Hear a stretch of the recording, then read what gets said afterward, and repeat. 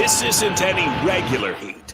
This is nuclear heat. Live from the 93.7 The Ticket studios in the heart of Lincoln, America. Bringing you the latest from the Square Circle on 93.7 The Ticket and theticketfm.com. Here is your host, Jake Bakovic.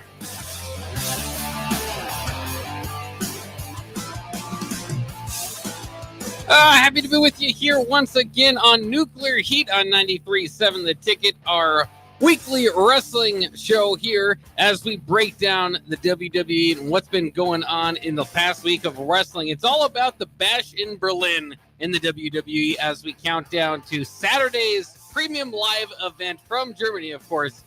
Will be very exciting. Not a big card. We'll talk a little bit about some of the matches that are in there. We'll also break down SmackDown and Raw from this past week. I'll say this, in the last couple of weeks, it's kind of been a lot of setting the table for Bash in Berlin, and they did that early in between their last premium live event. And so these last couple episodes of Raw and SmackDown have kind of just been holding the matches, I suppose, in Bash in Berlin in place. So it hasn't been a whole lot of big time movement here the last couple of weeks, but still wrestling always fun to talk about and break down the small angles and the way that they're kind of setting some things up.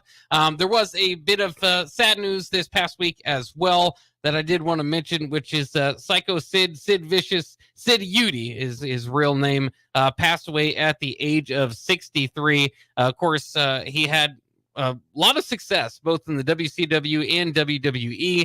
Sometimes I think underrated for what people think of, maybe because he was a heel for a lot of his time, so it wasn't necessarily that it was so over with the crowd or anything, but he was very believable. I like my wrestlers believable, and he was one of them. I think he's like 6'9", very muscular.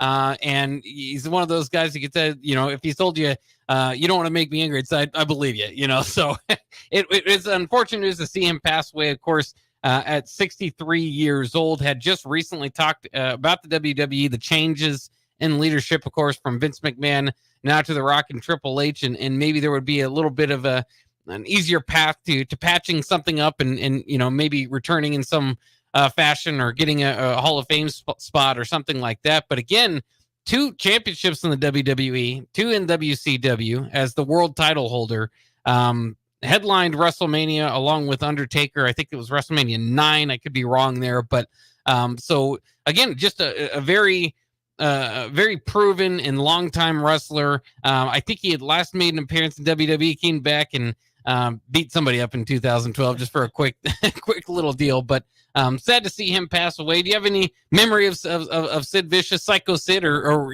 along those lines? What name would you have called him? Yeah, it's Psycho Sid. And really, I mean, I think the most memorable was his WrestleMania match against the Undertaker. That was a pretty big one there. But like you said, he's always kind of playing that bodyguard.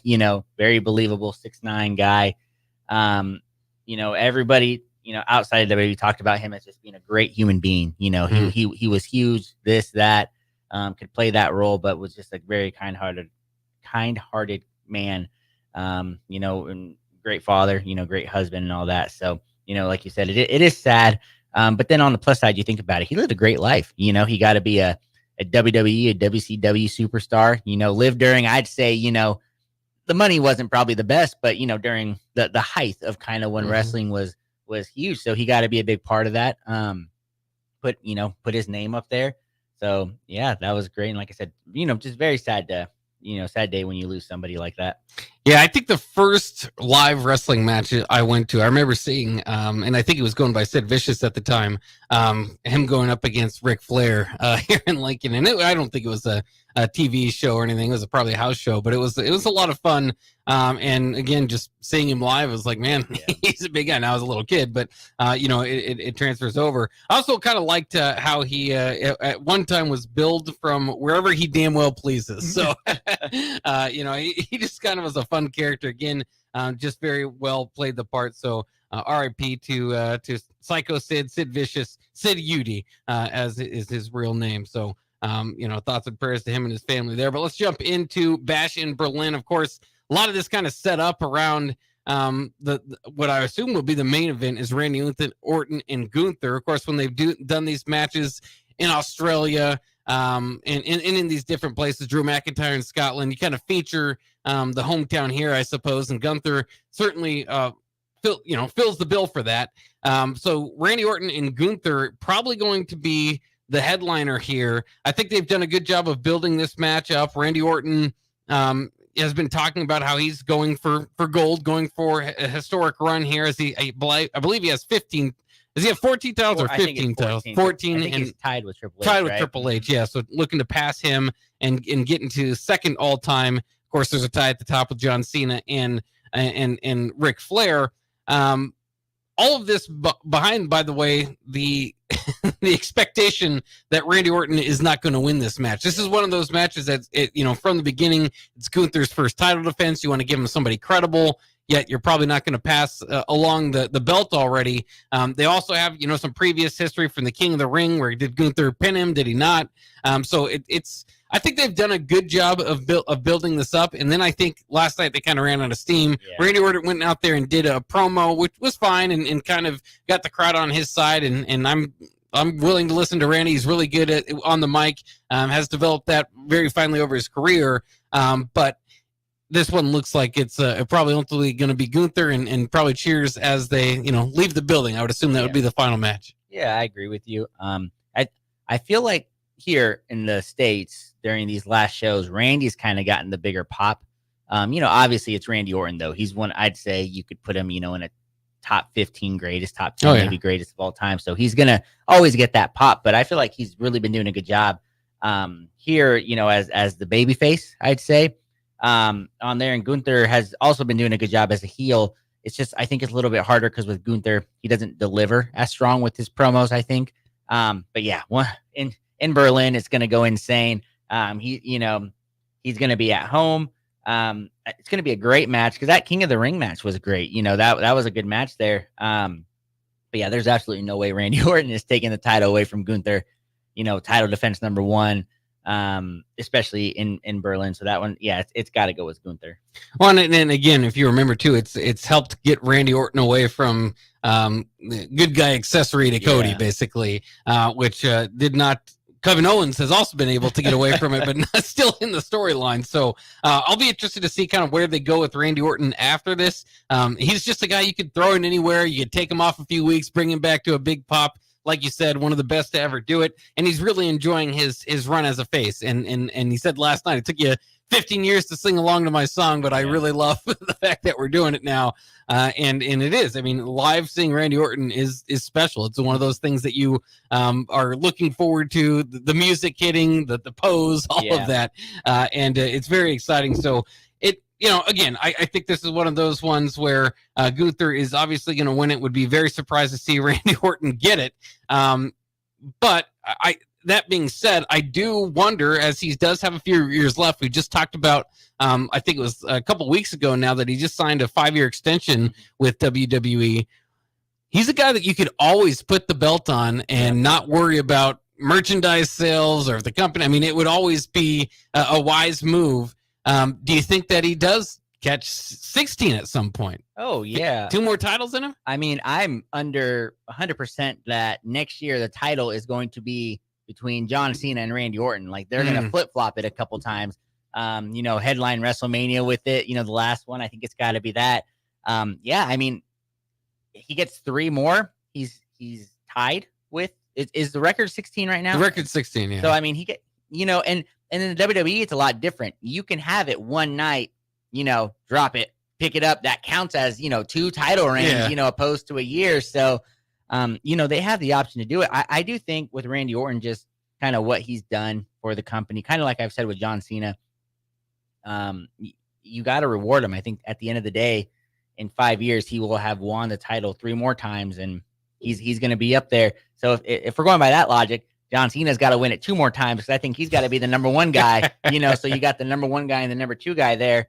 But yeah, it's exciting because just, what was it? 2019 when he won the Royal Rumble, or kind of came out of nowhere, people were like, oh, he's not, and he did a great job, on that, winning that, kind of going from there. So they could do it. Cause like you said, Randy Orton's just the type of guy, can put the title on him and you're going to get a big pop. You're not going to lose viewership with him, as being the title. And then anyone that dethrones him, it's kind of a push for them. So either or, it's a win-win with him with that. And it's kind of fun. I mean, and certainly there's better examples of this, but you think of like a Randy Orton, Rey Mysterio, certainly Charlotte Flair, is they don't need any sort of like build up. It's just put them in the building and they could win any match. And it doesn't have to necessarily make sense. You might be burying somebody, but altogether you can kind of get over without getting over facing them, and therefore lose the match, but still, put on a good show, and nobody will fault you for losing to somebody in that category. And, I don't think that's necessarily where they're going here. I think Gunther is going to get this win. What do you think next for Gunther? It's hard to tell. There's not really somebody that's obvious around the corner for him. But you'd have to assume that he's going to carry this to WrestleMania unless there's just seems to be no momentum behind him. Yeah, they have a couple options they could do here. They can kind of go that route of Damian ask for his rematch, and then have the Judgment Day, continue that, kind of have two storylines going with it.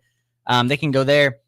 Another popular one, possibly, Jey Uso. I know he's kind of been getting a lot of, a big push there. He could be the next babyface because we know Gunther is now definitely the heel. So it's got to be a babyface. Your boy Sami Zayn, he always out there. They could run that story of, hey, he's the guy that beat him for the Intercontinental Championship. He's got a shot at the World Heavyweight Championship.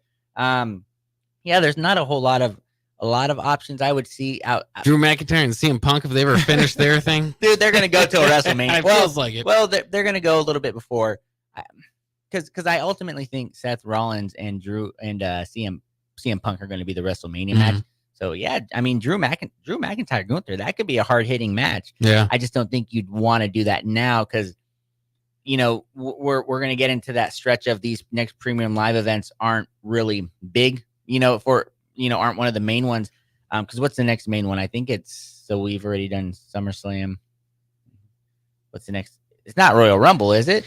It depends on what you call a main one. As far as like getting into WrestleMania season, yeah, this is kind of a lull period. Post SmackDown, maybe Survivor Series. That's not a big like singles. Yeah, but I guess they still kind of go Elimination Chamber. Those ones are still decent. Yeah. So I guess a Drew McIntyre, can kind of be a good filler there because I just don't see Gunther dropping it until somebody at WrestleMania. Depending on who they build up for that.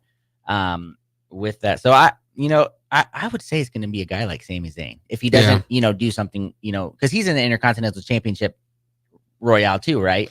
I think so, yeah. And then the match is coming up, I believe. I couldn't remember because they did a few last night on Raw. They got a few coming up. 100 people in the contenders match there. But yeah, I think that could be a little fun story to go with because nobody would really believe Sammy, is going to win, but he's always that fun. You'd have the Intercontinental story to go back on WrestleMania. So you can go there, or if this is a great match here, Randy Orton can say, hey, let's run it again like they like to do. So I don't know, they got a couple options, but I guess at the same time they're kind of stuck because they haven't built a whole lot of superstars that aren't already in a storyline. Like you said, CM Punk, Drew McIntyre. If they weren't in this never-ending feud that just has lost so much steam, one of them can do it, but I'll go with Sami Zayn. Yeah, it's interesting. By this time next week, we should know. I always say, the premium live events are fun, but some of my favorite episodes are the SmackDown and Raw just right afterwards, where we see the new feuds popping up, where they're kind of going creatively. So hopefully, next week's Raw will be a lot of fun to cover. Another match we kind of mentioned there, leather strap match between CM Punk and Drew McIntyre. We kind of had them brawl and be separated to kind of lead out a good, paint by the numbers type of way to get into this premium live event. It's just, I don't know. You mentioned it kind of lost some steam. I kind of feel the same way. You're at the point. These guys have been battling each other, and it just doesn't seem like it's going to come to an end. And that's where I'm kind of lost even watching this. It's like, who wins? Do I care? If they do win, is it over? It just seems like it just will not end. And I think they had something there. I know that you didn't necessarily like it all along because they were using a lot of their premium live event spots to include, Money in the Bank and Cash at the Castle and so on and so forth. And just to give extra heat to this. And it's just weird. There's always something else. There's Seth Rollins as the guest referee, or now they're tied together. And like, why why can't we just have them fight it off? And then, like, we've all been looking forward to CM Punk returning for 10 years. Let's get him on to something else. I don't know. Maybe it's selling. Maybe it's doing well. They continue to work with it. By all means, our opinions are not the opinions of all wrestling fans, but I again, at one point you had me, and now I don't feel like it matters, this match. I just don't. 100% agree. For me, they just killed it with involving Seth Rollins in that first match. I mean, there's no point to it. And then we're going to go back to it. No reason for CM Punk to go after Seth Rollins, for holding on to it's just the dumbest. Bracelet's still involved. Yeah, the dumbest. They're just throwing in, CM Punk and Drew McIntyre do not need all this extra stuff. I would have been fine if they would have had a trilogy of one-on-ones, one-on-one straight up. You win. It's like, tiebreaker. Yeah, tiebreaker, things like that. I would have been perfectly fine with that. But like you said, now it's 2 special stipulation matches where this leather strap match can be fun, but they're not going to just go one-on-one with it. And, do you start to question if CM Punk maybe can't go in the ring, at like he used to, which, I mean, he's almost 50, right? I want to say. He's getting up there. He's getting up there, and like you said, it had been a while, since he was I know he was at the AEW and kind of the indie scene in there, but on the WWE scene, it's a different beast. They ask you to do more because you're in the eyes of so many more there. But yeah, I'm with you. It's so hard to get behind this one. I mean, and first off, I'm probably not going to be around to watch Sebastian Berlin, unfortunately, but I'll be keeping updates on it. But when I do watch it, I think CM Punk's going to win, because then you ultimately will have a third one, as the tiebreaker, and hopefully they give us what we wanted, just a clean one-on-one, no special referee, just who's the better, the better wrestler, or who they decide to give the win to there, and we can chalk it up and call it good. Well, it's frustrating, again, not just on the CM Punk side where you've waited so long to get him back, and this is kind of what they have for him. But Drew McIntyre is doing his best character work, I think, of his career. He just keeps getting better and better. And so you just don't want creative to get in the way. Yeah. Like, all you have to do is hand the guy a mic and sign something. But I mean, he hasn't been winning these big matches.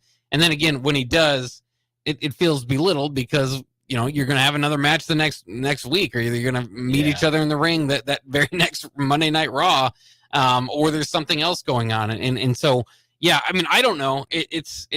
It's there. I in the leather strap match, it's at least a stipulation that's a little bit different. We don't see it all the time, so there's something there. But even that's like, it's just kind of silly. I mean, even as a wrestling fan, is like, that's I like tables, ladders, and chairs, and so. Yeah. But leather straps, like, I mean, it stings, but they also have. It's always my problem with the chair shots or the strap shots, where you have somebody that's so tough that they no sell it. And then these guys are out there selling it all the way, and you're just like, well, if somebody else no sells it, they just, these guys look weak. So yeah. I don't know. We'll see kind of what comes of it. I'm not necessarily looking forward to it, but at least it's a match that doesn't have championship implications on it for now, and it's got itself on a premium live event card. Other matches that are involved, again, just 5 matches, I believe, set up for Bash at Berlin. The mixed tag team match between Damian Priest and Rhea Ripley and Liv Morgan and Dominic Mysterio. This one, again, as a big fan of Judgment Day, New Judgment Day and Old Judgment Day, the Terror Twins, everything involved, I'm excited to see it. It also seems to be holding a spot until Damian Priest and Finn Balor collide. Mm-hmm. So it's almost, my prediction would be Finn Balor helps Liv Morgan and Dominic Mysterio get the win. That way Rhea Ripley can still chase after Liv Morgan, and Damian Priest can turn his attention on Finn Balor. Also, Dominic has already announced to be in an Intercontinental Championship qualifier match as well. So he's clearly already planned to be moving on to something else. So that's my prediction for that. But I'm definitely looking forward to it. I mean, they've kind of collided heads. They've been close to landing, finishers, Rhea Ripley especially, on both Liv Morgan and Dominic Mysterio. So they've done a good job of teasing it, letting it get physical without letting them get too physical. So you want to see this match. And the Terror Twins, Damian Priest and Rhea Ripley, last night wearing each other's shirt. Yep. I mean, it's just kind of a new little angle for them, and it's exciting. I think among the matches, this might be the one I'm looking most forward to. Yeah, you stole what I was going to say. I was going to say this is the one I'm kind of looking outside of the Randy Orton Gunther one. Yeah. But this one, I agree with you. I think Liv and Dominic are going to win by interference. But last night added a new wrinkle to it. Rey Mysterio and the LWO got involved, you know, and so that kind of was there. And I thought this was really interesting because Damian and Rhea, although they're essentially the baby faces of this, they're kind of trying to embrace being the bad guys, you know, kind of being like the tweeners. You know, they're the ones you're going to cheer for, but they're going to also win by any means necessary. And I kind of like that for them because the both of them have that, you know, the ability to, you know, that's kind of who their characters fall in with. You know, you love them, but at the same time, they're going to do dirty stuff. With that, so I too agree. You know, like I said, Liv and Dom are going to win this. We know the Judgment Day is going to interfere, but I just want them to. I know it's going to kind of be a comedy thing too. You know, Liv and Dominic are going to be ducking, dodging, and you know, Jamie and Rhea are going to be there. But just give us like 5 solid minutes of them actually, you know, getting to go at each other. You know, without the interference. That's what I'm because I'm kind of fearful it's going to start. You know. Blah, blah, this, you know, maybe a minute and then all the interference is going to happen. We're not actually going to get like legitimate wrestling, but they're still telling a great story with it. Right. And that's the question is how long can this one last? So we talk about WrestleMania down the line. Yeah. You know, maybe they'll have kind of something else planned for that, but they can, you know, drag this out. I do feel like this match, I mean, it's very obviously just kind of holding things off, and so that there is kind of that problem with it. I'm a big Judgment Day fan, so I just kind of want to see how they're going to tell the story one way or the other. But coming out of SummerSlam, it was like I wanted to see Rhea Ripley and Liv Morgan one-on-one, and they just aren't going to give that to us. I wanted to see Damian Priest and Finn Balor one-on-one. That was that, you know, that's the build. And so I know they're going to get there eventually. You just hope they don't take too much time and dress it up too much that you don't strike while the iron's hot, right? Yeah. Where right after SummerSlam, this might have been the. I mean, you just think about putting those two matches at the Bash in Berlin card. Those are the matches I'd be most excited for. 100%. I agree with you on that. But you know, we unfortunately know that WWE doesn't know when to strike when it's hot. You know, they like they like to wait a year or two. But what's also interesting is we got to remember Finn Balor has publicly announced that, you know, he's not going to fight Damian right now. He's going to wait until Damian kind of forgets. He's kind of planted that seed that we're kind of worried about. You know, this might end it here. Yeah, there'll be, you know, interference here and then, but then Damian might go back after Gunther. You know, something like that where Finn Balor will cost him and then there. So I have a feeling we're both going to be a little upset with how this one goes here. It's gonna go on just, I think, a little bit longer because ultimately, at the same time though, Gunther, Finn Balor, WrestleMania, that's not bad if they can keep, you know, the story interesting. Yeah. Has there ever been a tag team so overlooked as far as tag team champions go as you know, Finn Balor? It's easy to forget that he's right now a tag team champion. They just they're not really using that. It's just kind of a decoration they put on him. Yeah. Nope. Well, for the men's, no. Yeah. But on the women's side, I was going to say, I did not realize that this match made the card. On there, and I still have only maybe seen Isla and Alba Fire wrestle like the 3 times, you know, since they've won their title because nobody knew who they were before that. So yeah, you know, when I was watching Raw last night, JD McDonough came out with the title, and I was like, oh yeah, they're the champs. And then who took the finisher at the end? It was JD McDonough and Carlito. Yeah. So I mean, they don't know what to do with these titles, man. They just keep hot potatoing them, and they're just kind of, you know, just side characters on the story. It's a little bit disappointing because, you know, the tag team champs have a history. You know, they're like we said, kind of the TV champions, right? They're always fun there, but man, they have no idea what to do with these things, and it's pretty disappointing because they look good right now too. Like, you know, they look good, but when JD McDonough is your champion and he's kind of the punching bag for the Judgment Day, that's not a good look there. Well, if you would have told me a year ago the Bloodline and the Judgment Day are going to have the tag team title, I'd say fantastic. They're really taking care of the tag team titles. I'm glad to see it. And now it's just, what is this new Bloodline, which they're just passing around. You know, Jacob Fatu apparently can't be part of it because he's got to be the protector. So that kind of takes a lot of steam out of them holding the titles. And then like Judgment Day, like we said, I don't know if they've defended them or even had a match together since winning them, but it's definitely getting lost. We mentioned it, Jade Cargill and Bianca Belair are going to face the unholy union of Isla Dawn and Alba Fire for the championship there. The women's tag team titles, That's just confusing. I don't even know where to go with that, because Cargill and Belair can win it. They've already done it. They dropped the titles to the Unholy Union. They have nothing really. I mean, I guess it's highlighted them a little bit, but there's not a whole lot there. Like you're just kind of getting this spot, and there's a few matches on this card. I already mentioned it.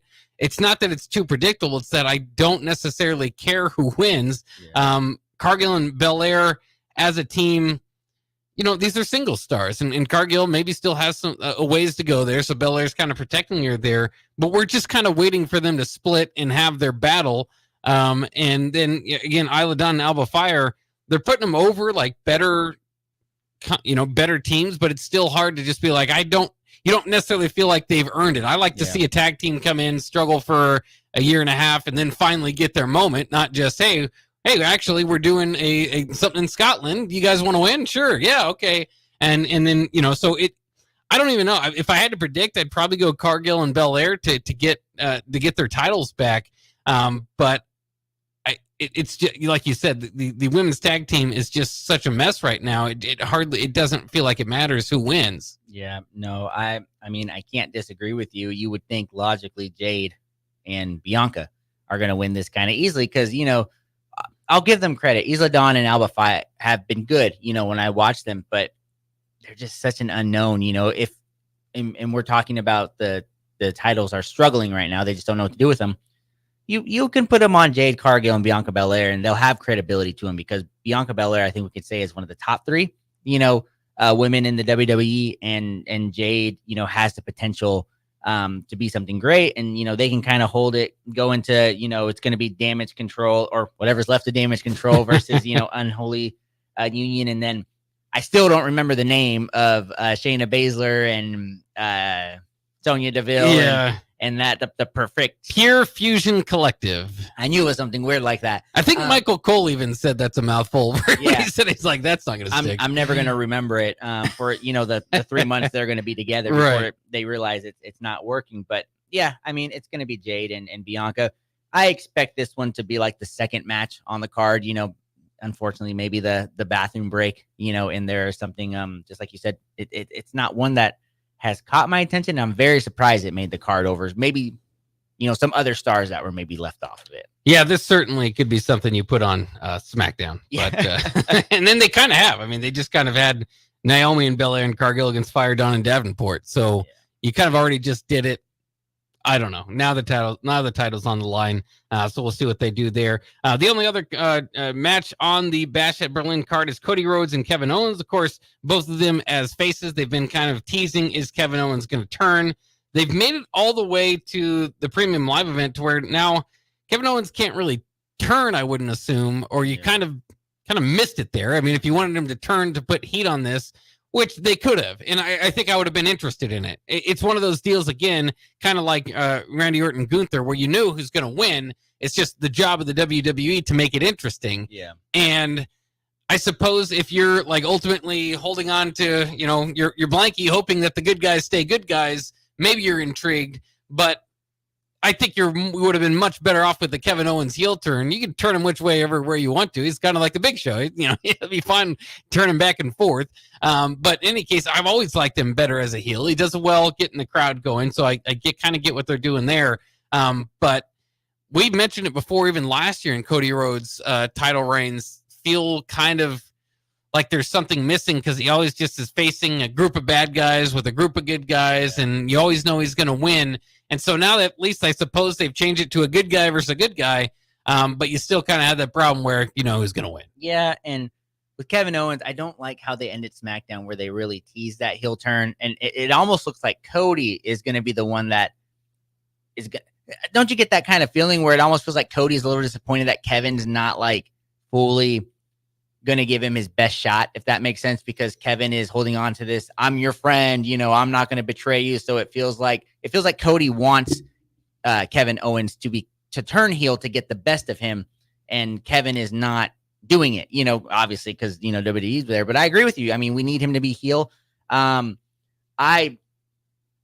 him not turning heel before this, I have a strong suspicion that this isn't the last time these two are gonna fight for titles. I have a feeling that Cody is going to win. Kevin is going to finally unleash at the end and do like a behind the, the back attack. And then now we get the heel turn storyline. It just took them, a month in a premium live event to finally give us what we all expected on there. But, it'll be a good match. They're both really good wrestlers in there. But, 100% Cody Rhodes is retaining this. And then, like I said, I think Kevin's going to betray him after, be a little salty. And then we get round 2. We always love round 2. So. That's a good prediction. At least it would add a little bit of something to it. But I think Cody Rhodes definitely retains there. And hopefully something interesting happens there with Kevin Owens. Because you kind of wonder too where he'd be if he did stay faced. You kind of lost creatively. I'm sure they'd always find another spot for him. But I agree with you. And I didn't necessarily think of that, so I'm glad you brought that up. But that seems like seems like something that they could do. I always expect round 2. I think that's probably a good way to go. All right, let's take a quick break here on Nuclear Heat, our WWE Weekend Review show here on 93.7 The Ticket. In review and preview. We're previewing Bash at Berlin, but in the next couple of segments, we will review SmackDown and Raw from this past week. We'll do that next year on 93.7 The Ticket. Stevens & Smith Construction is a full-service, employee-owned concrete company that specializes in residential and commercial foundations and flat work. They've been a leader in the concrete industry since 1971, with nearly 250 employees combining for more than 2,000 years of service. With locations in Lincoln, Omaha, and Kansas City, they're united in quality, integrity, and professionalism to create excellence in construction. Learn more today at stevensandsmith.com. Announcing Acres' end of summer sales event. Acres has dropped its prices on select late model John Deere tractors, combines, and corn heads. Act now and upgrade your equipment before harvest season. Trade in your old equipment today and get unbelievable discounts that could save you over $100,000. With great financing options and our A+ support, there's no better time to buy. Visit your local Acres store or see the huge savings at acres.com. That's AKRS.com to see the best prices in the nation. Ticket listeners know a dream team when they see one. At Applied Connective, we've been in the game for 20 years and have developed a team of world-class leaders in all things IT. From cybersecurity and Microsoft products to physical security, audio-video, infrastructure, business phone systems, and anything in between. Head to our website to check out real reviews and testimonials and sign up for a free tech consultation right now at appliedconnective.com. This is former Husker and NFL linebacker Jay Foreman. For years, I've suffered from degenerative problems in both of my ankles, but thanks to a thorough and thought-out plan provided by Advanced Medical Imaging, I was able to get my life back with the least amount of pain as possible. While working through multiple options, the team of physicians at Advanced Medical Imaging were there to answer any questions I had. If you're experiencing any pain at all and want to get your life back, go to amimaging.com or give them a call at 402-484-6677. Advanced Medical Imaging, located at 7601 Pioneers Boulevard. Big box stores are tempting for buying equipment for your high schooler in sports or for yourself in your sports leisures. But buying new is awfully expensive. Why not go somewhere with new and used options? Play It Again Sports is quality, slightly to gently used equipment, and 50% of their inventory is actually new equipment. And it's more than baseball, softball, and golf. They also have equipment for disc golf, fitness, hockey, and more. Plus, they're always buying products. Bring your gear you're done with and get trade money on the spot. Play It Again Sports at 48th and Vine. Ready to add a dash of Southern flavor to your week? At Wings and Rings, their brand new Southern fried wings have arrived for a limited time. Indulge in the irresistible goodness of large, traditional bone-in wings coated in a crispy beer batter and fried to perfection. Try them with hot honey or any other sauces. And for those busy summer days coming up, look no further than their Southern Fried Wings Family Bundle. Wings and Rings, 2 Lincoln locations on O Street or Village Lane. Hey Husker Nation, this is Todd Euler, 2-time national champion, here to talk to you about Window World Lincoln. At Window World, we specialize in replacement windows, doors, siding, and roofing. Whether you're looking to enhance the beauty of your home or increase its energy efficiency, we've got you covered. And here's the best part. We offer the best for less. Our team is dedicated to providing top quality products and exceptional service at affordable prices. We want to earn your business and make your home improvement dreams a reality. So why wait? Contact Window World Lincoln today at 464-7313 or visit our website at windowworldlincoln.com. Window World Lincoln, where quality meets affordability. As a proud member of the Roofing and Solar Reform Alliance, Coalition Restoration stands out by providing thorough property assessments, personalized customer service, and top-notch craftsmanship. With years of experience in the industry, Coalition Restoration has built a notable reputation for having a team filled with skilled professionals and possessing the expertise to handle any roofing project, big or small. Visit their website today for a free roof assessment at www.coalitionrestoration.com or give them a call at 402-607-8186. Your business runs like a well-oiled machine. It's important that your actual machines do too. Stern is here to make sure you don't have to worry about that. They provide solutions for heavy equipment and automotive fuels, lubricants, and equipment guard options. And with Stern's commitment to customer service for the past 40 years, you know you have a partner to help support your operations for years to come. Contact Roger at Stern Company by calling 1-800-477-2744 or visit them online at stern.co. Stern Company, where problems meet solvers. Rain, snow, or shine, John Henry's is here to keep your home's plumbing systems working properly no matter what kind of weather Nebraska throws at us. From unclogging toilets and drains to installing new water heaters and water treatment systems, John Henry's is your plumbing expert in the Lincoln and Omaha communities. Visit us at calljh.com or call John Henry's. 435-5555. John Henry's Plumbing, Heating and Air. Back to Nuclear Heat with your host, Jake Bakoven on 93.7 The Ticket and theticketfm.com. Great to be with you here on a Tuesday evening, talking some wrestling here on 93.7 The Ticket. I'm Jake Bachman alongside my tag team partner, Nuclear Heat contributor Augie Pena. We come to you every week and talk about the previous week in wrestling and sometimes preview the premium live event that is coming up, such as this week in Bash in Berlin, which we just went through. But we want to go over some of the details of the past week in SmackDown and Raw. So we'll start with SmackDown. SmackDown started with the Grayson Waller effect with Cody Rhodes as the guest. Entertaining that Cody Rhodes was not given his full celebratory entrance, I suppose, as Grayson Waller wanted to cut him off. So we'll start there. Grayson Waller, by the way, the Grayson Waller effect, they've done a good job, I think, transitioning it from he's this international superstar, all these dumb tweets that are obviously fake that they've put in there, to just kind of having it as a regular WWE talk show. So I've liked that. I always kind of thought the original Grayson Waller effect was kind of silly. But here they have Waller being annoyed by Cody Rhodes, frustrated by him. They ultimately put together a video. They're trying to tell Cody, hey, KO is going to turn on you. So they did a video of KO turning on his past friends, to include the New Day, Sami Zayn, and even Chris Jericho, back when Chris Jericho had the list, which was kind of cool to see. Seems like the WWE is a little less timid to acknowledge AEW and some of the characters that may be in it that have been in WWE before. So that was kind of cool. Ultimately, KO comes out, tries to stand up for himself, and then I thought did a good job. It was kind of funny, saying, instead of having me go in there and beat you guys up and then Nick Aldis come out here and set a match for later, why don't we just skip that part? Have Nick Aldis already come out here and set up the event, and Nick Aldis does. So you have KO and Cody against A-Town Down Under for the main event. And again, throughout the night, throughout the match, it was all, is KO going to turn on Cody? And that was the intriguing part. But I am wondering, like, the crowd that was there, how excited they were to hear the A-Town Down Under was going to be part of their main event. That's not really what you're hoping for to hear, I suppose, when you're in the live audience. But it did get a pop. Yeah, I would be a little disappointed at that. I'm not gonna lie, but I will say this segment was hilarious. Yeah. Showing the montage, Kevin Owens coming out.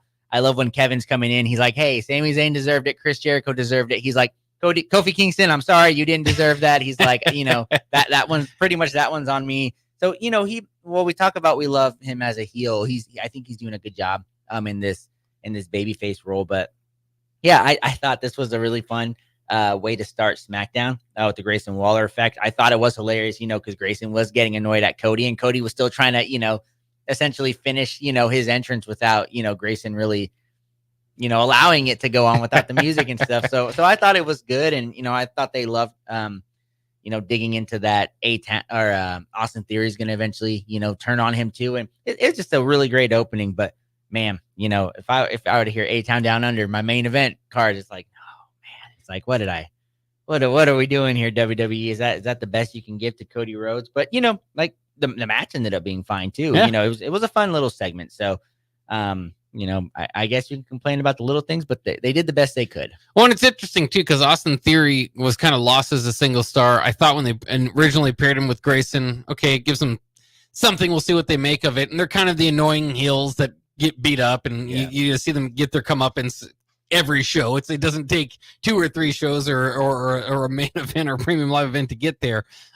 So they kind of have they've kind of got a good role, I think, figured out for them, and they have teased that split.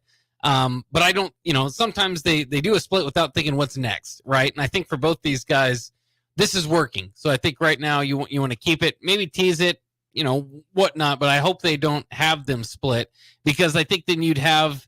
I mean, I don't think that's a premium live event payoff. You might have, that it's not a main event. It would just be a weekly episodic match that they would have. And then what do you do with each of them? I don't necessarily know what the answer to that is. So we'll see what they kind of do there, but I think they've been doing a good job. Then you have the United States Championship match between LA Knight and Santos Escobar. Legado del Fantasma came out. Angel Umberto came out and attacked Knight before the match started. And so that was pretty good, but both them got kicked out. Electra Lopez as well, who came in and started arguing with the ref for kicking out the others, which made a lot of sense. But all get kicked out. So Santos Escobar is on his own. They have kind of a little bit of a back and forth match until the Megastar hits the BFD for the win to retain his title, his first title defense. Santos Escobar later in the night, kind of stewing about his loss, had kind of a run-in the back. So, he's kind of moving on. We'll see what's next for LA Knight, though. Yeah. I guess a good, first way to start it, a good title defense there. I think you got to pick it up, though, because we talked about it. They kind of gave LA he still gets a phenomenal pop, though, and he's still great in the ring, still a fan favorite, but it's one of these you got to give him guys that are, a little bit more than the Santos Escobar, I think. I think this was just kind of a let's see what he can do as a champion. And I thought he did good for what was worked on it. And I give this, I wasn't super excited about this feud, but it was a pretty good feud, a little good match there. They can go a couple different ways with LA Knight there, but man, I think they're missing it with not having him on the Bash to Berlin card there. Because like we said, he's one of their most, popular stars, gets a huge pop. Not having him, overseas, and overseas, that they give those big pops there. With that good wrestling crowd. Yeah, so you can go there. I guess I'm not really all too sure. Who did he have that encounter with after? I was trying to think too. Santos Escobar in the back, because he was complaining to Angel Umberto, but I can't remember. He ran into somebody in the back. Obviously, it wasn't too important to think because like you said, it's Santos Escobar. I mean, he's still kind of building his thing. Legado del Fantasma is not necessarily one of the more over groups in on the roster. I like Santos Escobar. I particularly like his entrance music, but still working on kind of character development there. Yeah, I don't want it to be a guy like Carmelo Hayes, just yet, because I just don't think Carmelo's there. I mean, they kind of teased Andrade. Andrade got pretty close. That could be kind of cool, but would you turn LA Knight back to heel? You can't. I don't like these babyface versus babyface matches, that we get sometimes on there. Because, hey, I'll be the first to admit, though, I kind of like LA Knight as a heel. Kind of that he's kind of got that arrogant, doesn't really care what anyone says. He's the best in the world. It'd be hard to get the crowd to turn on him, though, at this point. Yeah, it would be. But, you kind of think of it. I'm waiting for Logan Paul to eventually come back and be like, hey, let's get, because they have to run that back. There has to be a rematch there. Even though Logan Paul may be in trouble and all that stuff. But we'll see there. I'm really blanking on who, the WWE would decide to kind of go with next there. Like I said, I don't want it to be a Carmelo Hayes, possibly an Andrade. Yeah. I think they could put on a good match. Naomi Belair and Cargill against Fire Dawn and Davenport. 3-on-3 match. Again, with for the women, obviously involved in the women's championship, tag team championship match here coming up at Bash at Berlin. And predictably, they keep them all out of the finish. Naomi actually pins, I believe, Davenport for the win on a split-legged moonsault that looked good. Kind of interesting. Davenport's pretty young. I saw she's just like 28 years old, so she's got a lot ahead of her. I think her pairing with Fire and Dunn, at least makes sense, gives her something to do. Naomi's kind of been lost since her return. She's kind of the female side of I'm just a good guy character that teams up with Belair and Cargill here. So not much to say about here. Again, they protected the championship. They protected the premium live event match, and they at least put Naomi over. Davenport feels like she needs it a little bit more, but this is the decision they made. Yeah, no, she does. This honestly could have just been a Naomi versus Davenport match. Yeah. There was really no reason to involve the other ones, especially since they decided to put that match on the back. I'm gonna forever be surprised that they put this match on the card for Bash of Berlin. Just with that, but yeah, I mean it was fine. Naomi. And that's the thing is Naomi's one of those, like you said, she's stuck, but she's such a great performer. She's so athletic. She's fun. Her entrance, it's all fun, but they just have nothing to do with her. I mean, like you called it. All these tag teams are now 3 people. With that, because they don't know what to do with people, and I hope they go with Naomi. In a different direction, can actually give her something creative. But this was ultimately just a filler match to remind us that they're going to be fighting for the championships here soon. Then we had the tag team champions on the men's side, the Bloodline and the Street Profits. Before this match ever took place, Tama Tonga and Jacob Fatu were going to put the belt on the line against Montez Ford and Dawkins, but Solo Sikoa had a promo in which he told Fatu that he needs to be his protector, and so he cannot be part of the tag team championship. So they put Tonga Loa with Tama Tonga instead. And ultimately, as predicted with the Bloodline, Sikoa interferes to help his guys get the win. Then DIY came out to try to assist the Street Profits, who were on a post-match beatdown. It didn't help the Bloodline standing tall here. I think that makes sense, again, to try to put over this new Bloodline that they, again, are going to have to build for us to believe they've got a chance at Roman Reigns and the group that he corrals. Yeah.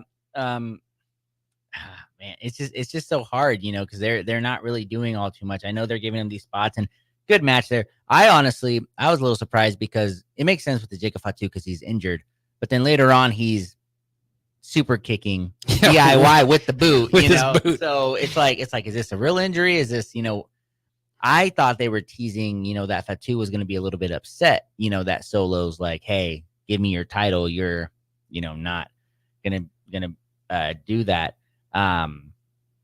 On there, and Tonga Loa doesn't have the eye patch anymore. I don't even remember when they got rid of that too. But in his little screenshot picture, he still does. So it doesn't make sense. But they're trying to build them up a little bit more.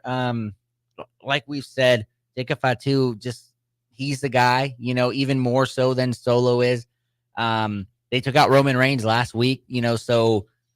The sad part of it is without Roman Reigns, this group is really lost. They don't get that pop. I don't think people are really all that interested in what's going on with the Bloodline. So they got to figure it out. And Jacob Fatu getting this injury, I don't think helps, especially those tag teams, because Tonga and Tonga Loa are 2 very forgettable guys, and they're now carrying the championships on the SmackDown. So. Yeah. Well, like I said, you have this problem with new people, right? So sometimes the only way to build them up is to give them credible victories, credible wins, credible titles. And so that's what they're trying to do.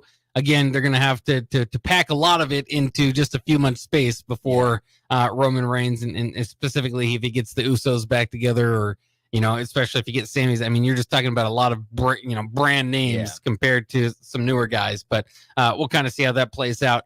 We mentioned the main event match, A-Town Down Under, Kevin Owens and Cody Rhodes. They ultimately get the win. The good guys do, I should say, with KO hitting a pop-up powerbomb. We just went in the dark here, so I'll have to check that out. But somebody turned the lights off on us. But pop-up powerbomb for the win, and then the tease of Kevin Owens hitting Cody Rhodes with the belt. Didn't happen. He just handed it to him, and they moved on. Good time for the lights to come out, actually, because we're going to take a quick break here on Nuclear Heat and be back to talk some Raw before we end up the show here and finish it up. We will be right back here on 93.7 The Ticket. And electrical.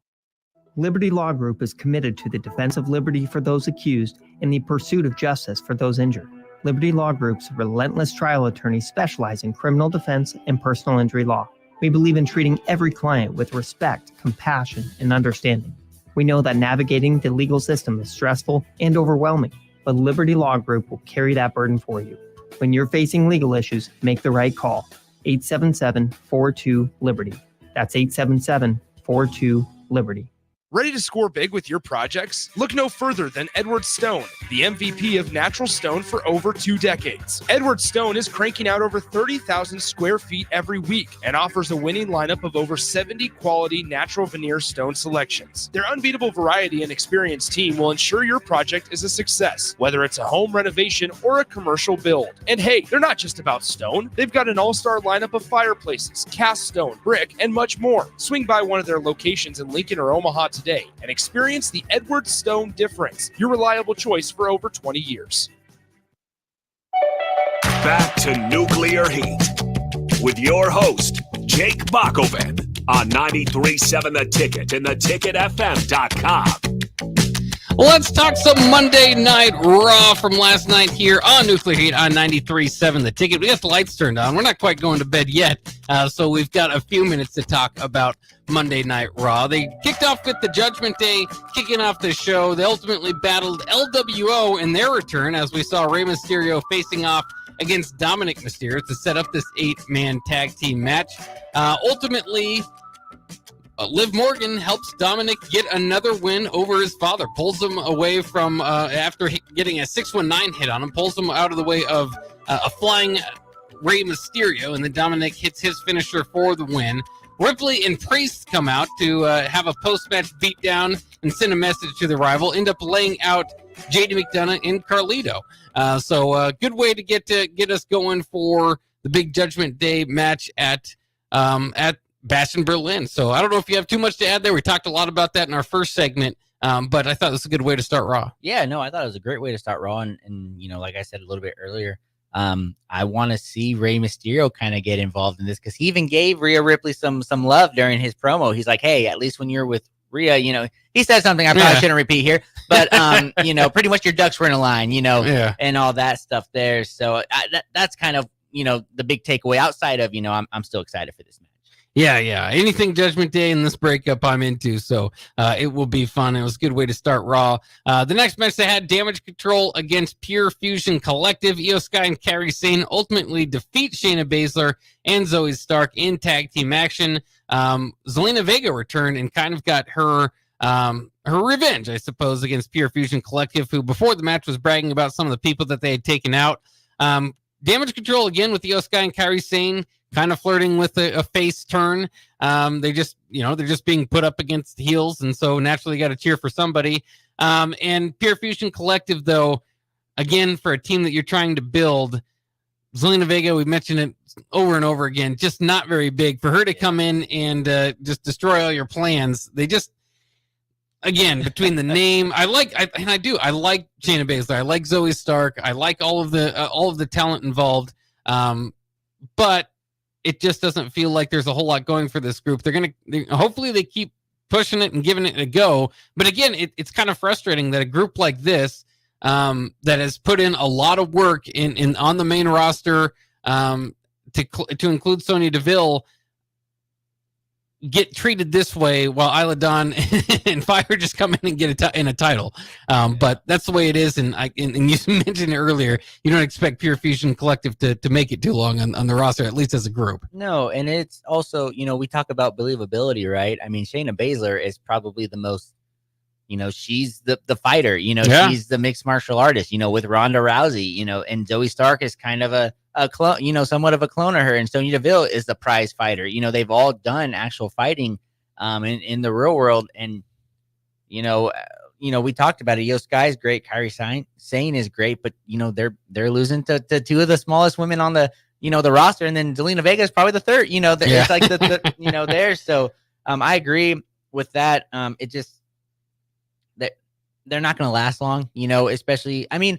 But at the same time, we talked about Damage Control. You know, Damage Control, they lost for about a year straight. And then they had, you know, a pretty good feud, you know, with Bailey, I know they're missing Dakota Kai, who's kind of their, their mouthpiece. And Asuka. Yeah. For the mouthpiece side. And Asuka too.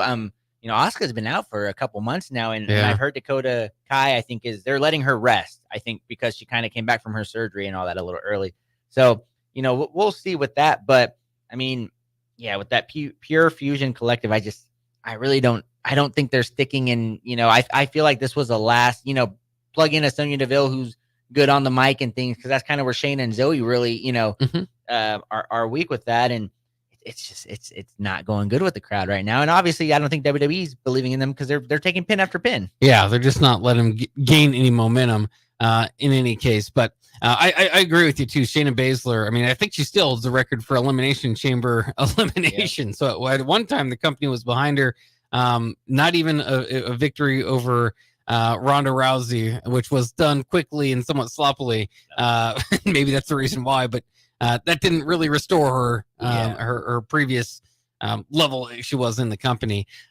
We mentioned Drew McIntyre and CM Punk, kind of a paint by numbers brawl broken up by security. Then we had the first Intercontinental number one contenders triple threat match. This for Braun Breaker's Intercontinental title. We're going to have to kind of run through these quickly. Kofi Kingston, Jey Uso, and Karrion Kross. Uso hits Kross with a spear to pick up the victory. You were kind of still telling the story between Karrion Kross and Kofi Kingston and the rivalry they had. Not that it needs to be said because we say it over and over again, but Karrion Kross really did not need to take a pin here. Jey Uso doesn't really have anything going for him, but at any time, you can just put him over to get an opportunity to face in a big match that he's not going to win. So it's just, all of this was just kind of predictable, made sense with the booking that they've been doing, but not predictable in a good way. Yep. Nope. You took the words right out of my mouth. I mean, just kind of the lower match on here. Jay still has the crowd behind him and everything, but Karrion Kross, I'm surprised he's still, wrestling on TV. And poor Kofi, talk about a fall from grace. He's in a storyline feud with Karrion Kross. I don't think you can go further down than that. So Jey Uso was ultimately the right pick to win out of these three. Their second Intercontinental Championship, and I'm jumping around a little bit, number one contenders titles match was The Miz, Xavier Woods, and Pete Dunne. Pete Dunne got the win. He's at least been highlighted in a feud lately, so that can make enough sense. Some of the other stuff going on tonight, only two other things to talk about. Braun Strowman, Bronson Reed. This was Bronson Reed's been on fire. Braun Strowman was obviously a formidable opponent. Ultimately, Bronson Reed was leaving the ring. Braun Strowman followed him, so they got out to the parking lot. They were brawling before Bronson Reed eventually uses a pipe to get Braun Strowman down on a car and then hits a tsunami on top of the car on Braun Strowman. So whatever you felt about the match before it, you got an all-time highlight, I think, with Bronson Reed tsunamiing Braun Strowman. Are you starting to get behind Bronson Reed a little bit? The tsunami, the tidal wave that keeps coming here with Bronson Reed. Yeah, it's really fun, and he's really believable as a heel. I mean, the guy's 300 and something pounds, and he's only 6 foot, so he's like 3 inches taller than us, and he's a tank, so him doing things like that, and that tsunami, that was fun, that's going to be remembered there. So yeah, a little bit, they're doing a good job. They keep building him like this, good things might happen for him. The only thing I would say is they both were very tired.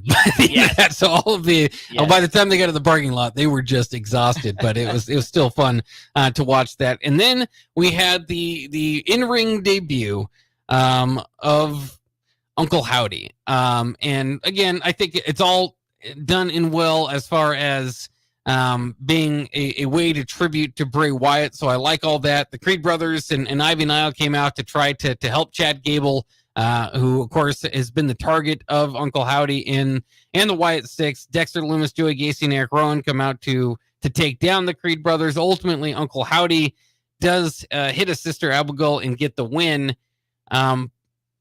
I don't know though. It just feels like this is already on borrowed time, because I don't know. It was always going to be, okay, how do you move Bo Dallas up the card? A mask with some fake hair coming down. I just don't know how long this has. I love the tribute to Bray Wyatt, but as far as an in-ring debut is like, I wonder what they're going to do. How are they going to make this look good? And it got pretty good reviews altogether. But I think again, the tribute for Bray Wyatt is going to be there, and a lot of wrestling fans are going to love it. But as soon as that wears off, yeah, and like you said, it's pretty much borrowed time already, and there's nothing real special about them, outside of, like you said, the tribute to Bray Wyatt, and in the ring, it's okay, but it's not amazing. It's not the hype. The hype that it was. It's really not living up to that. So they got a little bit of time, I think, to build on that. Yeah, we will see what they can do. It was always going to be an uphill battle. I think when you look back at the Wyatt Six, you're going to kind of like the promos and the dark stuff that kind of got you going into it. But at some point, you have to bring them in the ring, and even for Bray Wyatt at times, that was hard to always get over. And when he did, WWE Creative got in the way and booked him to lose anyway. So at least they didn't do that. At least Uncle Howdy didn't lose his in-match debut. But that would have made sense with what WWE's done before. We'll just see where they can go from here with that group. All right, Bash at Berlin is on Saturday. We'll talk about that. The Friday Night SmackDown leading into it to a degree. And, of course, Monday Night Raw. Raw after Bash at Berlin. So there will be new storylines to look forward to. We'll do that next week, I should say, on Nuclear Heat on 93.7 The Ticket.